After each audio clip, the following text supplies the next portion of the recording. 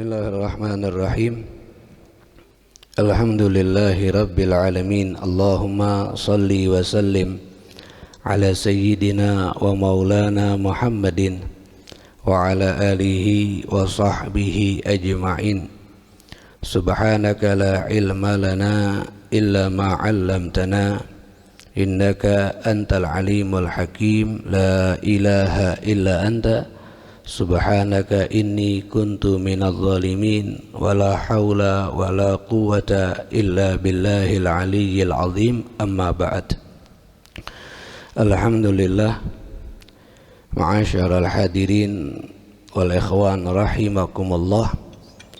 Alhamdulillah atas nikmat taufik dan hidayah yang Allah Subhanahu wa taala anugerahkan kepada kita, sehingga kita diberikan kemudahan untuk melakukan ibadah kepada Allah Subhanahu wa taala. Mudah-mudahan ibadah yang tadi kita lakukan diterima oleh Allah Subhanahu wa taala, mendapatkan ridhonya Allah, mendapatkan rahmatnya Allah, dan mudah-mudahan menjadi sebab segala kesalahan kita, segala dosa kita diampuni oleh Allah Subhanahu wa taala, dan kita dijadikan hamba yang selalu bertaubat kepada Allah Subhanahu wa taala. Amin amin ya rabbal alamin. Ma'asyiral hadirin wal ikhwan rahimakumullah.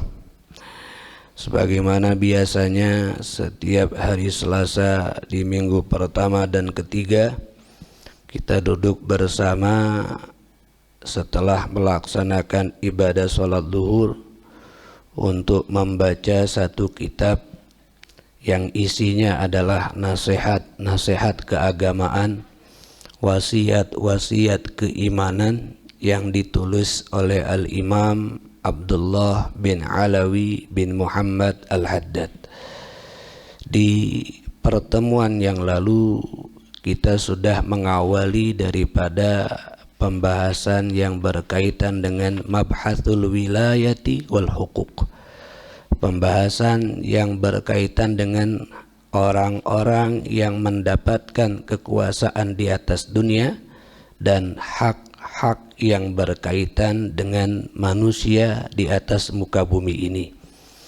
Di minggu yang lalu kita sudah dijelaskan oleh beliau bagaimana pahala, bagaimana ancaman bagi orang yang mendapatkan kekuasaan ketika dia bisa menjaga amanah tersebut, digunakan untuk hal yang baik, memberikan manfaat, bersikap adil, maka pahalanya akan sangat-sangat banyak dia dapatkan. Namun sebaliknya, jikalau dia tidak berbuat baik, tidak berbuat adil, tidak memberikan manfaat, maka ancamannya juga begitu besar yang akan dia dapatkan dari Allah Subhanahu wa taala.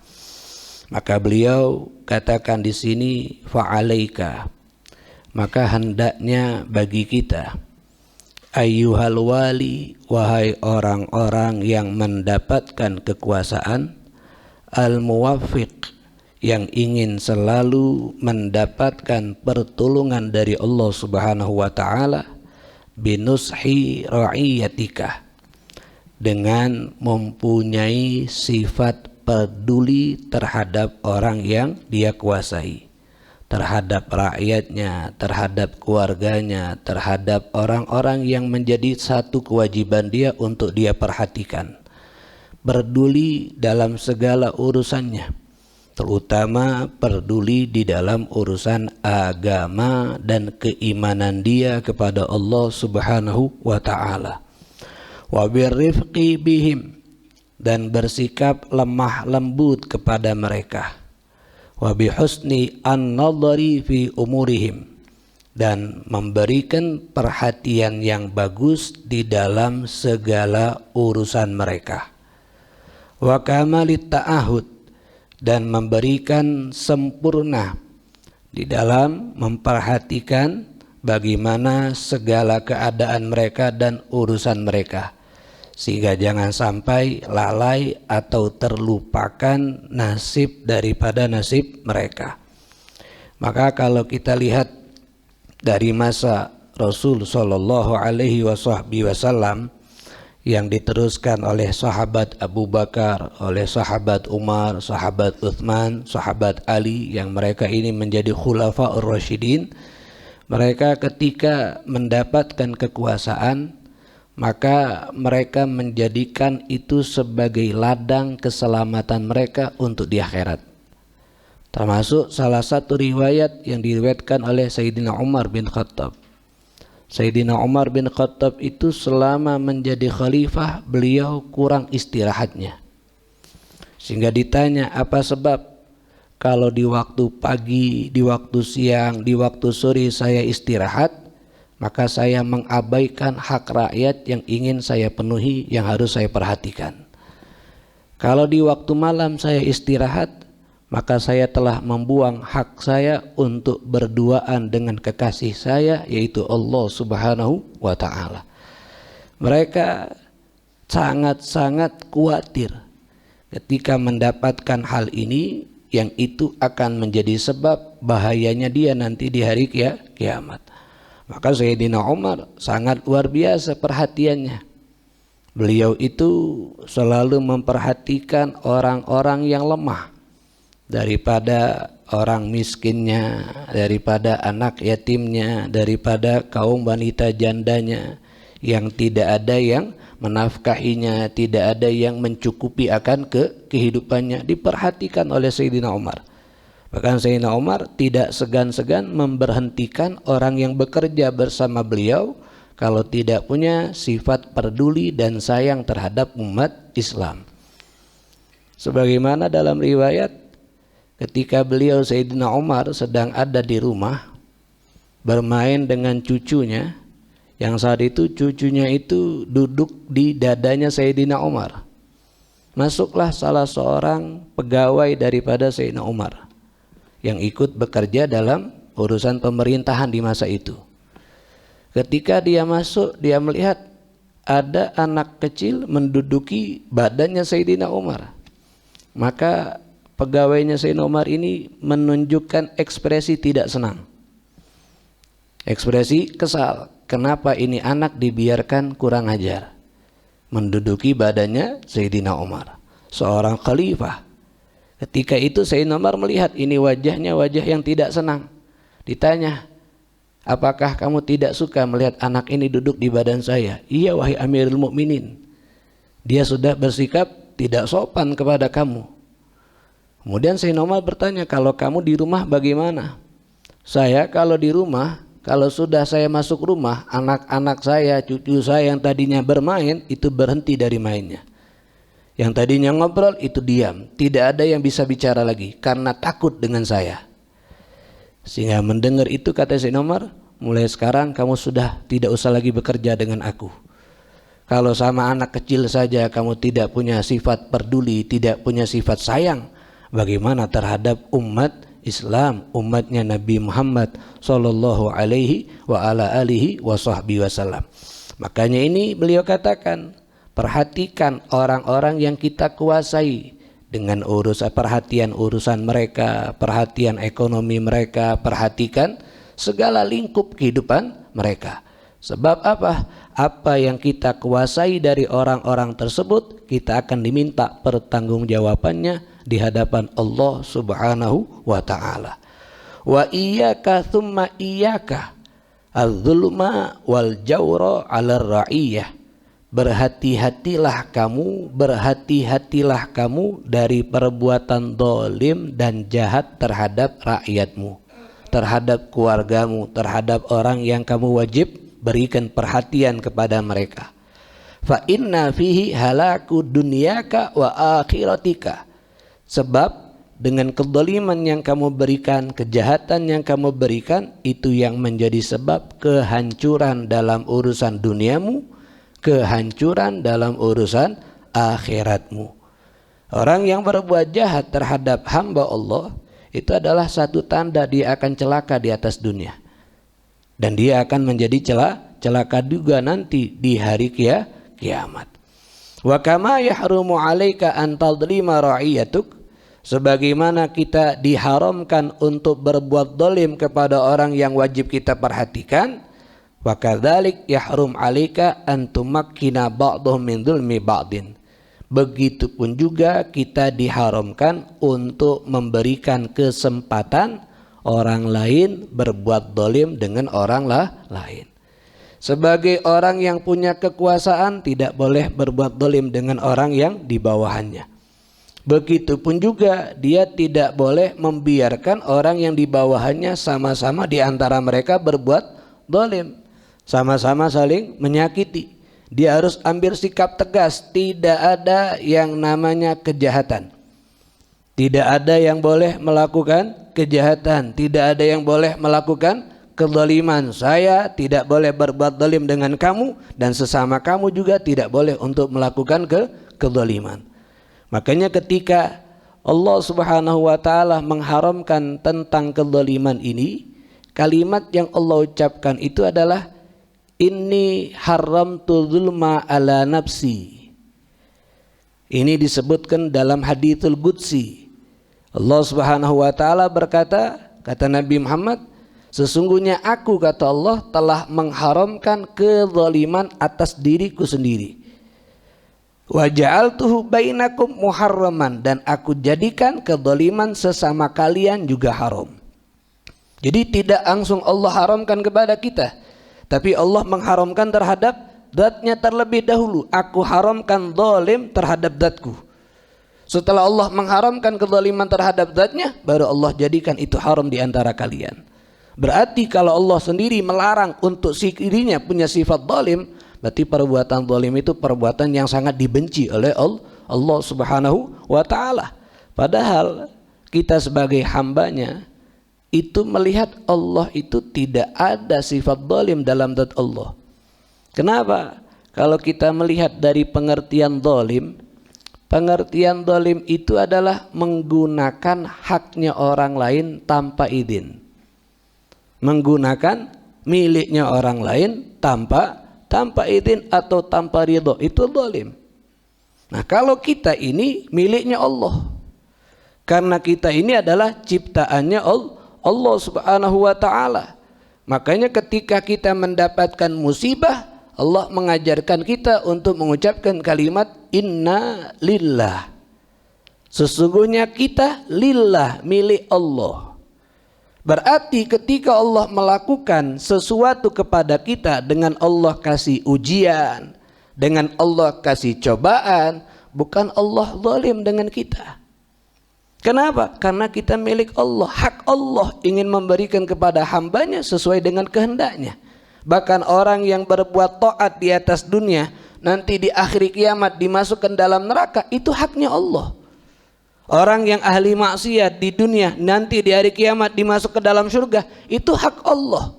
Karena tidak ada kezaliman di dalam zatnya Allah Subhanahu wa ta'ala. Tapi Allah tegaskan, aku telah mengharamkan zalim terhadap diriku, dan aku jadikan kezaliman itu haram untuk kalian lakukan.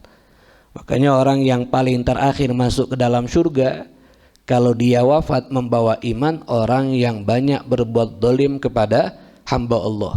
Sebab nanti di hari kiamat dia akan banyak dituntut. Fulan, ya Allah dia telah menzalimi saya, ya Allah dia telah menyakiti saya, ya Allah dia telah mengecewakan saya. Akhirnya yang dituntut ini punya pahala, punya amalan, pahalanya diambil satu persatu untuk diberikan kepada yang nuntut. Ketika yang nuntut ini masih ada, yang dituntut ini pahalanya sudah habis, maka apa yang Allah berikan? Dosa orang yang menuntut diambil dan diberikan kepada yang dituntut. Sehingga pahalanya habis, dosanya yang numpuk. Sehingga sebab itu disiksa terlebih dahulu di dalam neraka. Setelah waktu siksaannya habis, karena wafat dalam keadaan beriman, tidak akan kekal di dalam neraka, diselamatkan baru dimasukkan ke dalam surganya Allah Subhanahu wa ta'ala. Itu kalau Allah ingin dia wafat dalam keadaan iman. Tapi kalau tidak Allah kehendaki, karena ingin Allah hancurkan dia di dunia dan hari kiamat, maka sebelum dia meninggalkan dunia ini, dia akan meninggal tidak membawa iman kepada Allah Subhanahu wa ta'ala. Qala Umar bin Khattab radhiyallahu anhu, Berkata Sayyidina Umar bin Khattab, "Lau matat sakhlatun ala syati'il furat doya'an la khasyitu an us'ala anha." Kalau meninggal, kalau wafat satu orang yang kelaparan, bahkan kalau ibaratnya Sayyidina Umar bukan manusia, beliau ibaratkan hewan. Kalau ada hewan yang hidup di masa aku menjadi khalifah, mati ada di pinggir sungai atau di pinggir laut, dalam keadaan matinya percuma-cuma, maknanya kelaparan atau kehausan, tidak ada yang memberikan makanan, aku khawatir aku akan ditanya tentang hal itu. Ini ibarat Sayyidina Umar mengibaratkan dengan hewan, maknanya apa? Sesuatu yang ada di zaman dia menjadi khalifah, kalau ada yang kesusahan dan tidak aku berikan perhatian, khawatir aku akan ditanya, khawatir aku akan diminta pertanggungjawabannya oleh Allah Subhanahu wa ta'ala. Apalagi ya orang-orang yang mempunyai akal, yang beriman kepada Allah Subhanahu wa ta'ala. Wa alaika, termasuk juga yang harus diperhatikan orang yang punya kekuasaan, itu yang memberikan keputusan di dalam kasus yang terjadi sesama manusia. Itu al-qadhi. Qadhi itu adalah hakim. Seorang hakim, seorang jaksa dan semua yang berkaitan dengan masalah hukum harus memperhatikan hal ini kalau ingin selamat. Apa? Al-ihtiraz wa tatsabbut fi qada'ik. Jangan cepat mengambil keputusan sebelum diteliti terlebih dahulu dengan baik dan bijak. Hatta yatabayyan, sehingga menjadi jelas al-haqqu lak, kebenaran yang akan kamu ambil. Alladzi la syakka fi, yang saat itu tidak ada lagi keraguan-raguan untuk kamu ambil keputusan. Fayaqdi bihi wa iyyaka al-inhirab wal maila ila ahadil mutakhasimin, dan berhati-hatilah kalau lebih condong kepada salah satu pihak, pihak yang sedang berselisih tersebut, lebih condong ke pihak pendakwa atau lebih condong ke pihak dia yang terlapor, itu hati-hati. Tidak boleh ada condong kepada yang satu sehingga merugikan yang satunya, tapi harus bersikap adil, tidak pandang bulu. Siapa yang bersalah maka dia akan putuskan salah, siapa yang benar maka dia akan putuskan benar. Wa in wajadta syai'an min dalik, kalau kamu dapatkan hal itu terjadi sama kamu, bingung, fa amsik anil qada, maka tahan dulu keputusan ini. Jangan langsung, tahan dulu hatta yasira indaka bimathabatin wahid, sehingga menjadi ada di sisi kamu keputusan yang kuat akan kamu lakukan, yang sekiranya itu tidak lebih condong. Kalau saat ini lebih condong ke sana, tahan dulu. Kenapa? Khawatir kalau diteruskan akan lebih perhatian, lebih berbuat baik atau pilih kasih. Makanya ketika Rasulullah SAW mengatakan umat terdahulu itu celakanya karena ketika yang berbuat salah orang yang terpandang mereka bebaskan, tapi ketika berbuat salah orang yang biasa, orang yang lemah, mereka berikan hukuman. Ucapan Nabi ini karena ada seorang wanita daripada suku yang terpandang, daripada orang-orang yang terhormat, keluarga orang yang terpandang, melakukan kesalahan yaitu mencuri. Maka Rasul sebagai pemimpin dunia saat itu akan mengambil keputusan untuk memberikan hukuman atas kasus pencuriannya.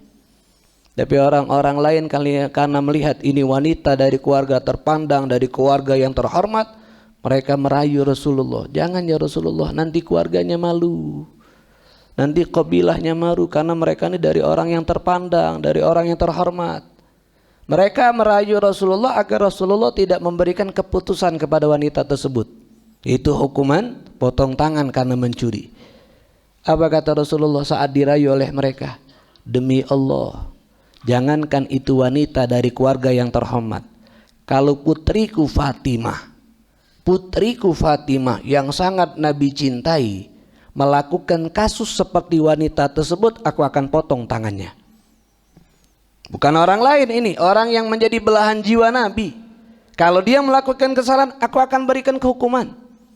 Ini Nabi tidak pandang bulu. Siapa yang salah Nabi tetapkan salah, siapa yang benar Nabi tetapkan benar. Itu yang akan menjadi keselamatan buat dia di hadapan Allah. Tapi kalau sebaliknya, na'udzubillah tsumma na'udzubillah min dzalik, hanya ingin mendapatkan kesenangan sesaat dengan pundi-pundi uang yang diberikan oleh salah satu pihak, akhirnya dia lebih condong, lebih berat kepada satu pihak dan merugikan pihak yang lain. Hati-hati, itu yang menjadi sebab dapat laknatnya Allah subhanahu wa ta'ala. Sebagaimana kata Rasul, la'anallaha ar-rashi wal murtashi. Allah melaknat orang yang menyogok dan menerima sogokan. Tahu siapapun yang berkaitan dengan hal itu juga mendapatkan laknat dari Allah subhanahu wa ta'ala. Apa makna laknat? Makna laknat Allah itu at-taradu min rahmatillah, tertolak, diusir dari rahmatnya Allah. Rahmatnya Allah itu luas. Bahkan ketika Allah menciptakan dunia dan isinya, di situ Allah subhanahu wa ta'ala sudah mengatakan, inna rahmati ghalabat ghadabi. Sesungguhnya rahmat aku itu mengalahkan murkaku. Rahmat Allah luas. Tapi kalau orang sudah mendapatkan laknat Allah, berarti dia dijauhkan dari rahmat Allah yang luas. Apa makna rahmat Allah? Apakah dirubah wujudnya jadi seekor hewan? Tidak. Apa makna dia dapat laknat Allah, hidupnya jadi susah, ekonominya jadi hancur? Tidak. Laknat Allah yang terbesar bukan urusan dunianya yang dihilangkan oleh Allah, bukan urusan kerjaan yang disusahkan oleh Allah, tapi tidak mendapatkan ketenangan saat ibadah kepada Allah, tidak merasakan kelezatan di saat menyebut nama Allah, tidak merasakan kenikmatan saat beribadah kepada Allah. Itu makna laknatnya Allah subhanahu wa ta'ala. Zahirnya menghadap Allah, tapi dia tidak merasakan seperti orang yang ibadah. Karena orang itu merasukan kalau dia gawikan, kalau dia nikmati. Kita makan, walaupun makanan yang dimakan di makanan yang mahal, makanan yang istimewa, tapi kalau tidak nikmati, tidak terasa nikmatnya itu makan. Sehingga ditanya apa dia rasanya, tidak tahu. Kenapa? Tidak bisa menikmati. Wong sakit diberikan makanan yang mahal, diberikan makanan yang enak, diberikan makanan yang lezat. Ketika ditanya apa rasanya, hampa. Karena tidak bisa menikmati. Itulah ibarat orang yang zahirnya menghadap Allah, tapi rasa lezat ibadah dicabut, rasa nikmat ibadah dicabut. Sehingga ditanya, bagaimana hati kau saat selesai ibadah? Biasa be. Ketik ketenangan? Tidak. Kenapa? Tidak ada rahmat Allah. Nah itu yang kita khawatirkan. Kita ibadah tapi tidak tahu rasa nikmatnya ibadah di atas dunia. Kita menyebut nama Allah tapi tidak rasa tenang saat menyebut nama Allah. Kita berdekat dengan Allah tapi tidak rasa merasakan lezat nikmat. Dan itu khawatir. Bisa-bisa itu yang menjadikan sebab kita ada laknat dari Allah subhanahu wa ta'ala. Sehingga dari sini beliau menjelaskan kepada kita, berhati-hatilah dengan hal ini, terutama orang yang tidak punya kekuatan. Dari orang miskin, anak yatim, termasuk juga kaum wanita yang janda yang tidak ada orang yang memenuhi kebutuhannya. Maka beliau setelah pembahasan tentang itu, beliau jelaskan tentang masalah harta anak yatim. Mengelola harta anak yatim ini bukan suatu hal yang mudah, kata beliau. Wa fiha usrun wa masyaqqah. Di dalam mengelola harta anak yatim itu penuh dengan kesusahan dan tantangan. Sehingganya perlu diperhatikan apa? Jangan sampai tergoda dengan harta yang itu milik anak yatim untuk kita nikmati atau kita kuasai. Kelihatannya kalau ngurusi anak yatim tuh mudah, sama cak ngurusi anak dewe. Kalau ngurusi anak dewe memang tanggung jawab kita. Tapi kalau ngurusi anak yatim tuh punya harta. Hartanya kita pegang. Kita megang harta anak yatim tadi untuk kita kelola agar anak yatim itu ngambil manfaatnya. Agar anak yatim tadi dapat maslahatnya untuk kebaikan anak yatim itu sendiri. Tidak boleh sembarangan kita pakai. Tidak boleh sembarangan kita gunakan, apalagi kita gunakan untuk keperluan pribadi yang tidak ada kaitannya dengan anak yatim tadi.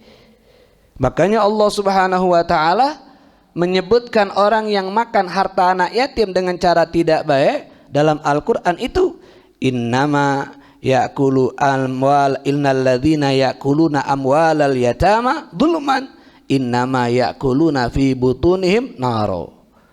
Orang-orang yang makan harta anak yatim dalam keadaan zalim itu ibaratnya dia makan api yang masuk ke perutnya. Maknanya harta yang dia makan yang akan menjadikan dia mendapatkan siksaan Allah Subhanahu wa taala. Bahkan Rasulullah sallallahu alaihi wasallam mengatakan memakan harta anak yatim ini termasuk minas sab'i al-mubiqat, daripada 7 perbuatan yang mencelakakan seorang hamba di hadapan Allah Subhanahu wa taala. Rasulullah sallallahu alaihi wasallam itu pernah ditanya oleh para sahabatnya ketika Nabi Muhammad mengatakan ijtanibu as-sab'a al-mubiqat, jauhilah 7 perbuatan yang mencelakakan. Sahabat bertanya, wa ma hiya ya Rasulullah, apa 7 hal itu wahai Rasulullah? Maka pertama Nabi sebutkan asyirku billah, berbuat syirik kepada Allah. Ini akan mencelakakan. Yang kedua as-sihir, melakukan perbuatan sihir atau percaya dengan hal-hal yang sifatnya mistis. Ya, sihir, memberikan santet. Ini adalah yang tidak akan yang akan mencelakakan dia nanti di hari kiamat. Yang ketiga kata Rasul, wasyuhu. Apa itu syuhu? Syuhu itu adalah kalau bakhil, jadi ada 2, ada yang namanya bakhil, ada yang namanya syahih. Kalau bakhil itu dia punya harta dan dia tidak mau gunakan hartanya untuk ibadah. Itu bakhil. Tapi kalau syahih lebih parah daripada bakhil. Kenapa? Dia bukan hanya harta dia tidak mau dikeluarkan untuk ibadah, tapi menyuruh orang lain juga jangan gunakan hartanya untuk ibadah. Ngajak wong untuk jadi pelit hartanya dalam urusan ibadah. Ini syahih, perbuatan yang mencelakakan. Yang keempat kata Rasulullah, wa qatlun nafsi allati harramallahu illa bil haq, membunuh nyawa seseorang yang diharamkan untuk dibunuh, kecuali kalau memang ada ketentuan agama boleh untuk membunuhnya. Itu orang-orang yang mendapatkan hukuman dibunuh menurut agama. Kemudian yang kelima kata Rasulullah sallallahu alaihi wasallam adalah aklur riba, makan harta riba. Kemudian yang keenam kata Rasulullah adalah aklu malil yatim, makan harta anak yatim. Ini termasuk perbuatan yang mencelakakan. Dan yang terakhir kata Rasul, wa qadhful muhsanatil mu'minat, menuduh perempuan mukmin daripada perbuatan zina tanpa ada bukti. Jadi nuduh wong berzina, apalagi perempuan yang mukmin yang solehah tanpa ada bukti, itu termasuk perbuatan yang mencelakakan kehidupannya di hari kiamat, sebagaimana yang disampaikan oleh Rasulullah sallallahu alaihi wa ala alihi wasallam dalam hadis riwayat Imam Muslim. Sehingga dari sini kenapa anak yatim itu menjadi satu hal yang perlu diperhatikan hartanya? Karena anak yatim ini orang yang lemah, sebab dia tidak punya ayah. Ketika anak tersebut masih kecil, belum balik, maka yang mengurusi hartanya adalah orang yang diberikan amanah untuk mengurusinya, baik dari pihak keluarganya ataupun orang yang mempunyai yayasan, baik dari pihak keluarga atau yang punya yayasan. Kemudian yang kedua, anak yatim ini kapan selesai menjadi anak yatim sehingga hartanya diserahkan sama dia? Kalau dia sudah balik. Maka selama anak tadi belum balik, kita yang megang hartanya, memberikan saat dia butuh saja. Tapi ketika dia sudah balik, kita kasihkan kepada dia hartanya. Itu pun kalau kita melihat ini anak layak memegang uang sendiri, karena dia bisa memanage, bisa mengatur uangnya dengan baik, tidak digunakan untuk yang tidak baik atau tidak boros. Itu ketentuan agama. Itu yang pertama, kenapa anak yatim harus diperhatikan. Yang kedua, kata Rasulullah SAW, karena orang yang berbuat baik sama anak yatim itu akan dekat dengan Nabi. Berarti kebalikannya, orang yang jahat dengan anak yatim akan jauh dari Nabi Muhammad. Sebab Nabi mengatakan anak di sini maksudnya Rasul, wa kafil yatim, dan orang yang mengurusi anak yatim, mengelola harta anak yatim. Kahaten, jaraknya seperti jarak jari telunjuk dan jari tengah, kata Rasul. Jadi Nabi ketika mengucapkan kahaten seperti dua ini, mengisyaratkan dengan jari telunjuk dan jari tengahnya. Kahaten seperti dua jari ini fil jannah, di dalam surga. Ini maknanya kedekatan Rasulullah dengan orang yang berbuat baik dengan anak yatim seperti dekatnya dua jari ini. Berarti dekat orang tersebut akan bersama Nabi Muhammad SAW. Kenapa begitu hebat? Sebab Nabi Muhammad sendiri anak yatim. Nabi yatim dari lahir. Nabi yatim dari lahir. Bahkan Nabi yatim saat Nabi masih dalam kandungan ibunya. Usia 2 bulan. Usia 2 bulan Nabi Muhammad dalam kandungan Siti Aminah. Wafat ayah Nabi yang bernama Abdullah. Wafatnya di kota Madinah, bukan di kota Mekah. Kenapa ayah Nabi meninggal di Madinah? Sebab kakeknya Nabi Muhammad yang bernama Abdul Muttalib, saat mengetahui menantunya Aminah hamil, maka Abdul Muttalib mengatakan kepada ayahnya Nabi Abdullah, kau pergi ke Madinah, beli kurma yang terbaik, sebab nanti ketika anakmu lahir, semua orang daripada suku Quraisy akan datang untuk mengucapkan selamat kepada kamu. Sebab Bani Hashim, Bani Muttalib ini keturunan yang terpandang daripada suku Quraisy, akan mengucapkan selamat, maka siapkan kurma. Kenapa jauh-jauh hari? Ya karena perjalanan masa itu ditempuh dalam waktu yang lama, pergi dan pulangnya. Nah, ketika sampai di Madinah, sakit ayahnya Nabi. Yang sakitnya itu menjadi sebab datang ajalnya sehingga meninggal. Dan ketika meninggalnya ayah Nabi Muhammad Sallallahu Alaihi Wasallam, yang sedih, yang menangis bukan hanya manusia tapi para malaikat. Para malaikat juga ikut menangis. Ketika itu malaikat berteriak kepada Allah, ya Rabbana, wahai Tuhan kami, hadza khaliluka qad mata abuhu, ini kekasih kamu telah meninggal ayahnya saat dia dalam kandungan ibunya. Karena malaikat itu mereka mengetahui yang melindungi seorang anak itu adalah ayah.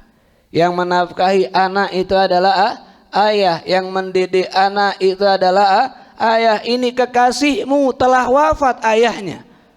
Yang memikirkan akan hal itu adalah malaikat. Sehingga kata Allah Subhanahu wa taala, jangan kalian khawatir wahai malaikatku, aku yang akan menjadi pelindungnya, aku yang akan menjadi pendidiknya, aku yang akan mencukupi semua kehidupannya. Maka disitulah Nabi katakan, Adabani Rabbi fa ahsana ta'dibi. Yang mendidik aku adalah Tuhanku, maka Tuhanku memberikan pendidikan yang terbaik kepada aku. Ini Nabi Muhammad lahir dalam keadaan yatim. Sebab itu Nabi tahu bagaimana susahnya menjadi anak yatim dari lahir. Hingga disyariatkanlah dalam syariatnya apa? Orang yang peduli dengan anak yatim itu akan dekat dengan Nabi besar Muhammad sallallahu alaihi wasallam. Tapi kalau sebaliknya, yang tidak peduli, yang berbuat jahat, yang merampas, yang menguasai hak harta anak yatim, maka akan semakin jauh dari Nabi Muhammad dan mendapatkan ancaman yang besar dari Allah Subhanahu wa taala. Jadi kalau kita dititipi, bahkan mohon maaf, kalau kita punya keluarga ada anak yatim, ada orang nitip duit sama kita, ini tolong kasihkan keponakan kamu yang yatim, tolong kasihkan sama sepupu kamu yang yatim, maka tidak boleh kita rampas haknya itu. Serahkan sama dia 100%.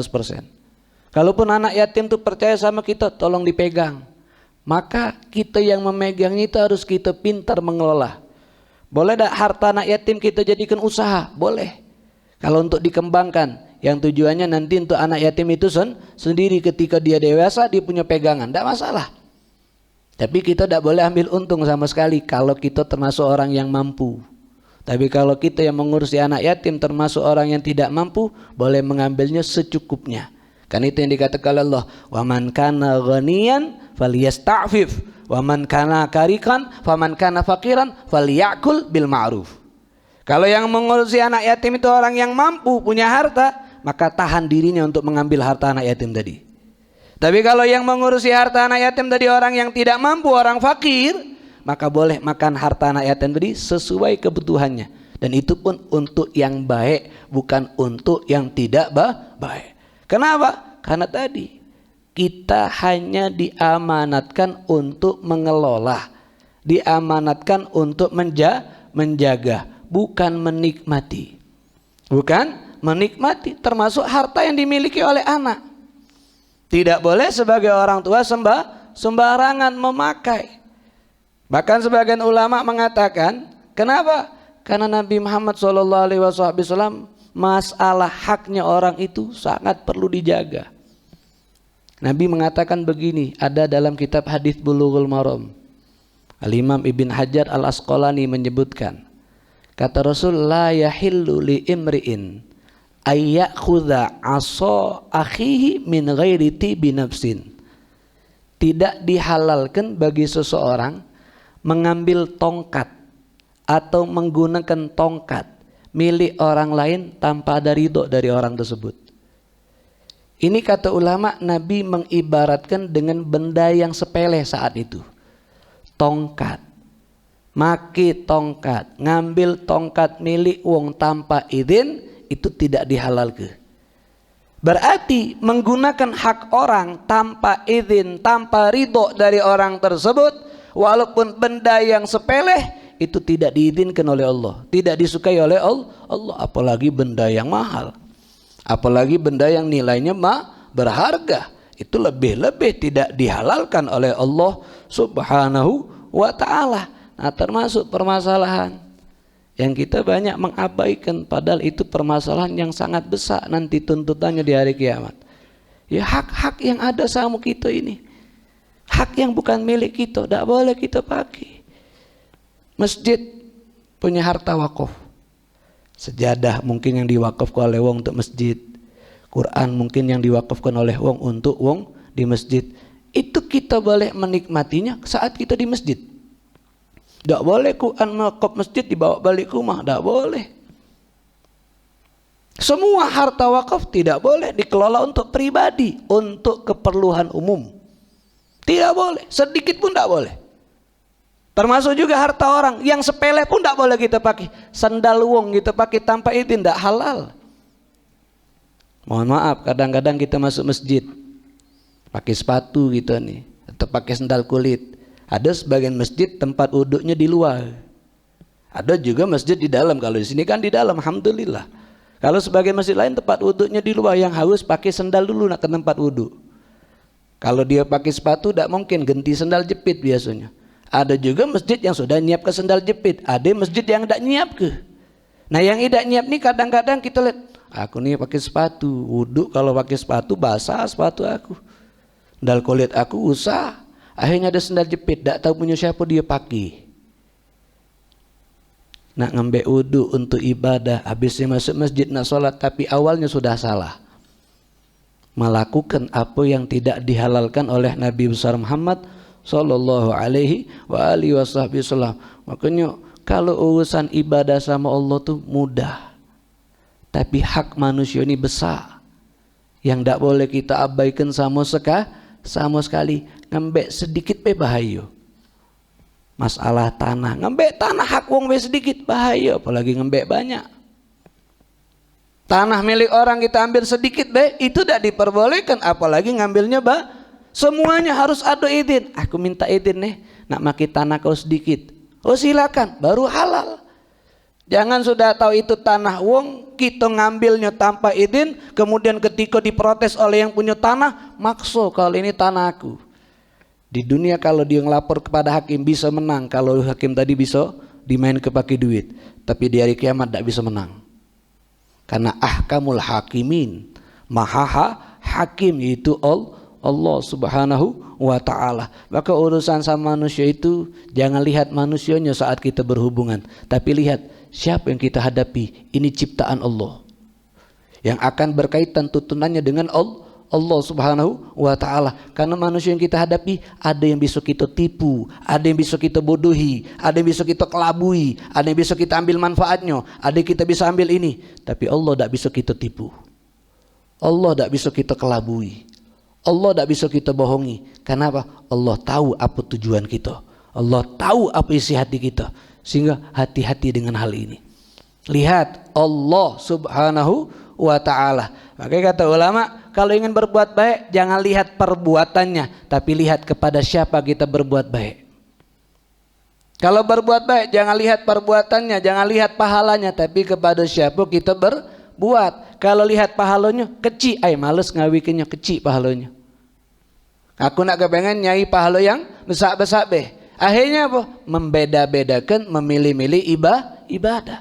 Tapi kalau dia berbuat baik, yang dilihat aku nih berbuat baik, beribadah sama Allah, maka tidak bakal dipilih yang kecil, yang besar digawikan. Kenapa? Karena mencari ridho Allah subhanahu wa ta'ala.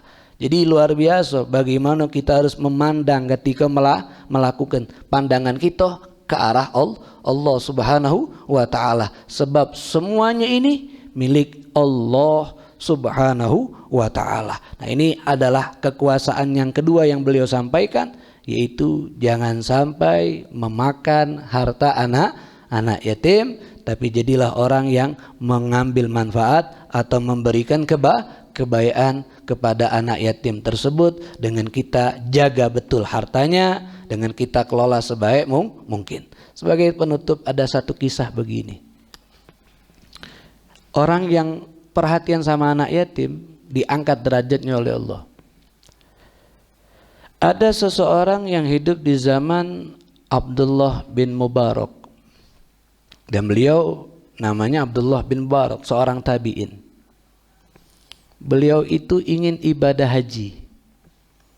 Ibadah haji zaman dulu kan ngumpul ke bekalnya bukan duit duit, makanan, kendaraan, karena perjalanannya bakal lama. Ya sama seperti wong dulu yang di Indonesia nih yang masih naik kapal laut. Kan bukan duit tapi bekal makanan, bekal minuman selama di perjalanan di kapal laut tadi. Perginya sekian bulan, sana sekian bulan, balik sekian bulan, lama. Lama. Nah itu saat itu beliau naik kuda. Ketika bekalnya sudah tercukupi, sudah waktunya berangkat dengan rombongannya dari tempat dia tinggal. Tengah jalan beliau melihat ada satu wanita tua, seperti seorang nenek lah, sedang mencari sesuatu yang ada di kotak sampah, di tempat pembuangan sampah tadi. Di situ dia lihat ini nenek ini mencari seperti bangkai hewan. Kemudian dia berhenti, rombongannya tetap berjalan, dia berhenti. Abdullah bin Mubarak ini dilihat itu nenek ngambil bangkai. Maka dia katakan, wahai nenek, dalam hukum Islam tidak boleh memakan bangkai. Bangkai itu najis. Maka kata nenek tersebut, kamu mau kemana wahai anak muda? Saya mau berangkat haji wahai nenek. Silakan kau teruskan perjalananmu, tidak usah mengurusi saya. Maka Abdullah bin Mubarak mengatakan, tidak bisa nenek. Ini satu kesalahan dan saya melihat kalau nenek berbuat salah, saya harus cegah dari kesalahan tadi. Sebab itu kewajiban saya sebagai umat Islam melakukan nahi munkar. Sehingga nenek tersebut mengatakan, begini wahai anak muda, memang makan bangkai ini hukumnya haram karena bangkai najis. Tapi bagi aku bangkai ini yang kumakan halal. Sehingga Abdullah bin Barak mengatakan, dari mana kau bisa membedakan hukum wahai nenek? Hukum sama.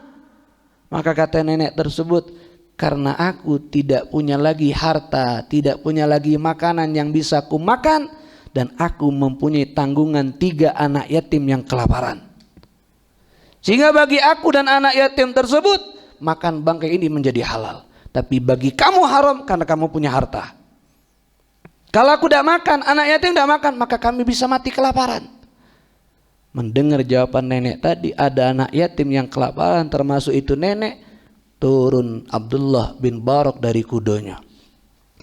Dia katakan, nenek tinggalkan itu bangkai. Ini bekal makanan yang aku bawa, ini bekal minuman yang aku siapkan, ini uang yang sudah aku siapkan dari kemarin. Ambil buat nenek dan buat anak yatim. Jangan anak muda, silakan kau berangkat haji. Tidak, biar aku tidak berangkat haji. Yang penting nenek dan anak yatim tersebut tidak makan bangkai ini. Hanya diterima oleh nenek tersebut, diberikan sama anak yatim yang dia rawat tadi. Sehingga mereka senang, mereka bahagia. Kenapa? Karena mereka punya harta, mereka punya makanan yang bisa dimakan dengan nikmat. Abdullah Barak tidak jadi berangkat haji. Rombongannya berangkat. Ketika rombongannya pulang dari berangkat haji, mereka mendatangi Abdullah bin Barak. Dengan mereka mengatakan, hajjan mabrur ya Abdullah, haji yang mabrur wahai Abdullah. Maka Abdullah bin Barak, aku tidak jadi haji. Nah aku lihat kau ada di wukuf Arafah. Datang lagi satu orang, haji mabrur wahai Abdullah, haji mabrur wahai Abdullah. Nah aku tidak jadi haji. Aku lihat kau ketika tawaf. Datang lagi, aku lihat kau ketika sa'i, aku melihat kau ketika jumrah Aqabah, aku melihat kau ketika ini. Setiap rangkaian ibadah haji, orang-orang melihat ada wujud Abdullah bin Barak di situ. Allah utus malaikat berubah wujud Abdullah bin Barak. Sebab nyenengi anak yatim. Bahkan kata ulama, sampai hari kiamat ada setiap tahun ada malaikat yang berubah wujud jadi Abdullah bin Barak. Karena ketulusan dia menolong anak yatim tersebut, dia rela meninggalkan untuk berangkat haji. Berarti besar di sisi Allah. Sesuatu yang tinggi derajatnya di sisi Allah Subhanahu wa ta'ala. Maka jelas kalau Allah katakan yang berbuat jahat akan dihancurkan betul oleh Allah. Yang berbuat baik akan diangkat, dinaikkan derajatnya oleh Allah Subhanahu wa ta'ala. Maka jangan lihat anak yatimnya, jangan lihat kecilnya, tapi lihat kepada siapa kita akan berhubungan. Itu kepada Nabi Muhammad SAW dan juga kepada Allah Subhanahu wa ta'ala. Mudah-mudahan kita diselamatkan daripada sifat yang jelek ini. Mudah-mudahan kita dimudahkan untuk mengambil manfaat, itu memberikan kebaikan kepada anak yatim, memberikan kebaikan kepada orang yang lemah, agar kita semua bisa mendapatkan ridha dan cintanya Nabi Muhammad sallallahu alaihi wasallam. Amin amin ya rabbal alamin. Allahumma hdina bihudak waj'alna mimman yusari'u fi ridak wa la tuwallina waliyan siwak wa la taj'alna mimman khalafa amraka wa asak wa hasbunallah wa ni'mal wakil wa la hawla wa la quwata illa billahil aliyyil azim. Sallallahu ala sayyidina Muhammad wa ala alihi wa sahbihi wa sallam walhamdulillahi rabbil alamin. Taqabbalallahu minkum.